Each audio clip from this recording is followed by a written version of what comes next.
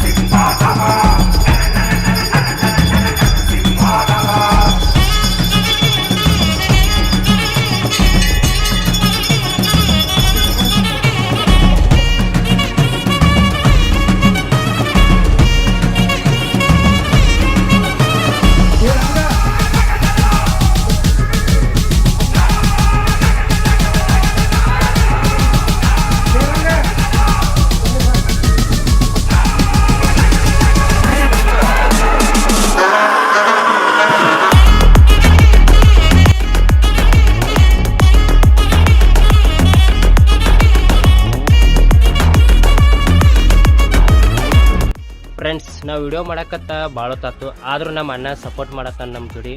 ನಮ್ಮ ಐಡಿನೂ ಕೇಳ್ದ ಫಾಲೋ ಮಾಡ್ತಾನಂತ. ಅಣ್ಣ ಬಾಲ ಅಣ್ಣ, ಫಾಲೋ ಮಾಡೋಕ್ಕೆ ಬಾ ಅಣ್ಣ, ಹೇಳ್ತೀವಿ. ನೀವೊಂದೆರಡು ಮಾತು ಹೇಳೋಣ. ಏನಿಲ್ಲ, ಏನು ಹೇಳಲ್ಲ ಬಾ ಅಣ್ಣ.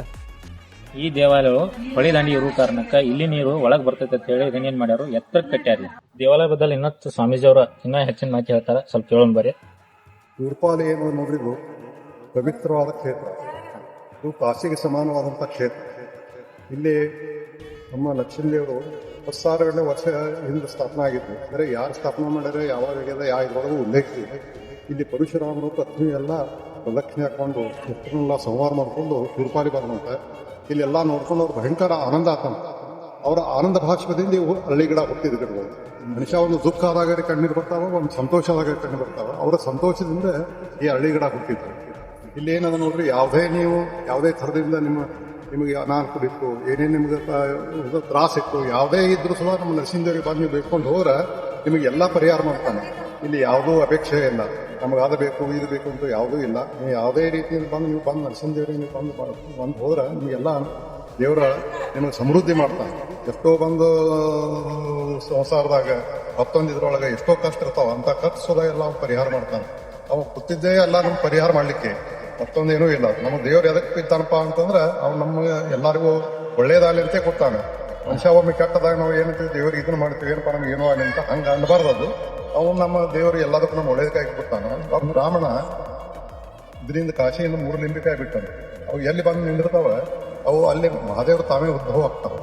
ಒಂದು ಇಲ್ಲಿ ಬಂದು ನಿಂತಾನೆ, ಇದು ಮಹಾದೇವ್ರ ತಳಗೆ ಬೈಲೇಶ್ವರ ಅಂತ ಕರೀತಾರೆ, ಒಂದು ಬೈಲ್ದಾಗತ್ತೆ. ಇನ್ನೊಂದೇನಂದ್ರೆ ನೋಡ್ರಿ, ನದಿ ಒಳಗೆ ಕೋಟೇಶ್ವರ ಅಂತ ಹೇಳಿ ನದಿ ಒಳಗೆ ಮುಗಿಯದು, ಅದು ಬಯಸಿಗೆ ಒಳಗೆ ತೆಗಿತದೆ. ಇನ್ನೊಂದು ಗುಹೇಶ್ವರ ಅಂತ ಹೇಳಿ ಒಂದು ನಡಗಡ್ಡೆ ಒಳಗದ, ಇಲ್ಲೇ ಗುಹೇಶ್ವರ ಅಂಕನವಾಡಿ ಗ್ರಾಮದಾಗ. ಅದು ದೊಡ್ಡ ಕ್ಷೇತ್ರ. ಇನ್ನು ಬರುವ ಅಮಾಚಿಗೆ ದೊಡ್ಡ ಅದು ಉದ್ಭವ ಆಗ್ತದೆ. ಅದಕ್ಕೆ ಏನಂದ್ರೆ ಇಲ್ಲಿ ಯಾರೇ ನೀವು ಬಂದ್ರು, ಯಾವುದೇ ರೀತಿಯಿಂದ ಬಂದ್ರು ಸಹ ದೇವರು ಅನುಕೂಲ ಮಾಡಿ ನಿಮ್ಗೆಲ್ಲ ನಿಮ್ಮ ಕಷ್ಟ ಪರಿಹಾರ ಮಾಡ್ಲಿಕ್ಕೆ ಅವನು. ಅಂದ್ರೆ ಇದೇನ ಉದ್ಭವ ಮಾಡ್ತಾರೆ ಅಂದ್ರೆ ಇದು ಉದ್ಭವ ಆಗಿದ್ದಲ್ಲ, ಇದು ನದಿ ಒಳಗೆ ಶಾಲಿಗ್ರಾಮ ಶಿಲಾ ಇತ್ತು. ಇಲ್ಲಿ ತಳ ಒಂದು ಹೊಂಡದ, ನದಿ ಒಳಗೆ ಶಾಲಿಗ್ರಾಮ ಶಿಲಾ ಇತ್ತಂತ. ನದಿ ಆ ಕಡೆ ಕಂಕರುಡಿ ಅಂತ ಹೇಳಿ ಒಂದು ಗ್ರಾಮ ಅದ, 4 ಕಿಲೋಮೀಟರ್. ಅಲ್ಲಿ ಮತ್ತೆ ಪುಟ್ಟ ಕುರುಡಿತಂತ, ಅಕ್ಕ ಸಾಲಿಗ ಅಂದ್ರೆ ಪತ್ತಾರಾಮ. ಅವಾಗೇನೋ ಸ್ವಪ್ನ ಆತಂತ, ನದಿ ಒಳಗೆ ಶಾಲಿಗ್ರಾಮ ಶಿಲಾ ಅದ, ಅದನ್ನ ನೀ ಬಂದು ಕೆತ್ತನೆ ಮಾಡು.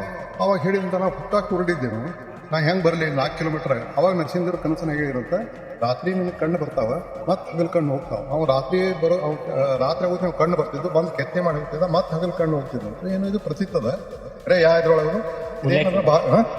ಉಲ್ಲೇಖ ಇಲ್ಲ ಅದ್ರೊಳಗೆ. ಇದೆಲ್ಲ ಭಾಗವತದಾಗ ಇದ್ರೊಳಗೆ ಎಲ್ಲ ಇದು ಕ್ಷೇತ್ರದೆಲ್ಲ ಬಂದ.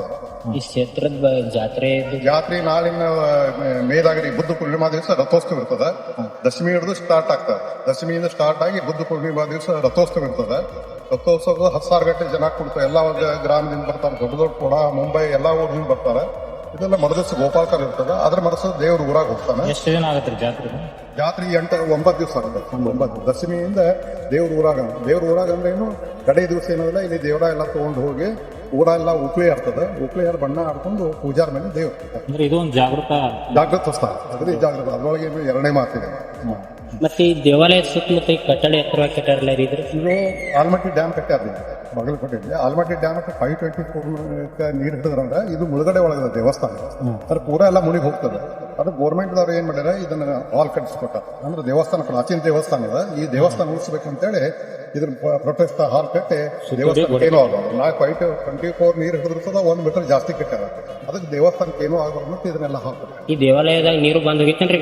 ಪೈಲ ಬರ್ತಿತ್ತು ಅಂದ್ರೆ ಏನು ಒಳಗೆ ಏನು ಬರ್ತಿದ್ದಿಲ್ಲ. 2064 ದೇವರು ಇದಕ್ಕೆ ಬಂದಿತ್ತಂತೆ, ಮೂರ್ತಿಗೆ ಬಂದಿತ್ತಂತೆ, ಹೊರಸಲ ಒಳಗೆ ಬಂದಿತ್ತಂತೆ. ಈಗೇನು ಬಂದ್ರು ಸುಧಾ ಈ ತಳಗಿಲಿ ಕಟ್ಟಂಜ ಅಂತ ತಳಗೆ ಇರ್ತದೆ, ಖರೆ ಅಷ್ಟೇನು ಬಂದಿತ್ತು. ಈಗ ಮೊನ್ನೆ ಬಂದ್ರು ಸುಧಾ ಏನು ಈಗೆಲ್ಲ ಗೋಡಿನಾಗಿದೆ. 2018 ದೊಡ್ಡ ಫ್ಲಡ್ ಬಂತು, ಅವಾಗೇನು ಪ್ರಶ್ನೆ ಇದ್ದಿದ್ರೆ ಈ ಗೋಡಾಗಿತ್ತು. ಅವಾಗೇನು 2019 ಪೂರ ಮುಳುಗಿತ್ತು. ಇಲ್ಲ ಒಳಗೆ ನೀರು ಬಂದಿಲ್ಲ. ಅವಾಗ ಇದಾಗಿತ್ತಲ್ಲ, ಕಟ್ಟಡ ಆಗಿತ್ತಲ್ಲ, ಕಟ್ಟಡ ಆಗಿತ್ತು. ಅವಾಗ ಒಳಗೆ ಬರೋ ಪ್ರಶ್ನೆ ಬಂದಿತ್ತು. ಇವರು ಸುಪಾರ ಗ್ರಾಮಕ್ಕೆ ಚಕ್ಕೋಡ ಗ್ರಾಮದವರು ಇವರಿಬ್ರು ಹುಡುಗರು. ಅದಕ್ಕೇನಲ್ಲ, ಎಲ್ಲರೂ ನೀವು ಯೂಟ್ಯೂಬ್ ಚಾನಲ್ಗೆ ಎಲ್ಲರೂ ನೀವು ಸಪೋರ್ಟ್ ಮಾಡಿ ಆ ಹುಡುಗರಿಗೆ ಒಳ್ಳೇದಾಗಲಿ ಅಂತ ಹೇಳಿ ನೀವು ಎಲ್ಲರೂ ಹಾರೈಸಬೇಕು. ಆದಷ್ಟು ಏನಲ್ಲ ಅವ್ರಿಗೆಲ್ಲರಿಗೂ ಸಪೋರ್ಟ್ ಮಾಡಿ ನೀವು ಯೂಟ್ಯೂಬ್ ಚಾನಲ್ಗೆ ಇದು ಮಾಡ್ಕೊಂಡು ಅವ್ರಿಗೆ ಸಪೋರ್ಟ್ ಮಾಡ್ಬೇಕಂತ ಬೇಡ್ಕೊಡ್ತೀನಿ.